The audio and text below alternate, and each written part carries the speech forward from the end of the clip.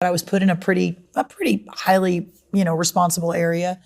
And it was so instructive to me. So anyway, long story short, I ended up planning to sort of step away from any sort of official work. And my husband and I were ready to start a family.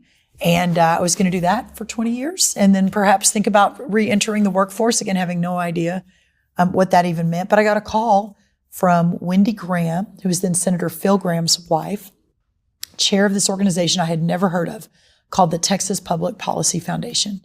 And only had a couple of employees based in San Antonio. I was the governor's policy director at the time. I went from being deputy general counsel to taking on all of policy for Rick Perry.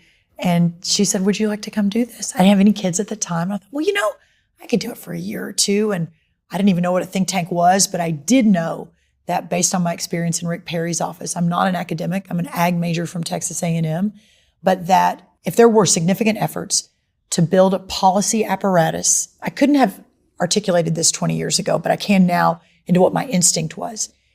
If there were a significant policy apparatus or apparatuses, I guess, that were strategic and intentional and that didn't have clients that weren't paid to advocate for certain things, we only advocated for what was right, that it could change everything in Texas, everything. Because I just been the policy director.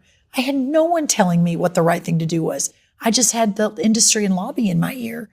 And so I thought, well, yeah, let me go do this Texas public policy thing for a year or two, and that'll be fun. And then I'll really step away once my kids start coming, hopefully. And I looked up 15 years later with 4 kids, Luke, Jake, Anna, and Lily. I was doing the flexible work before it was a thing. My board at TPPF was wonderful. Went from 2 employees to about 120, became, I believe, the most effective public policy organization in the country.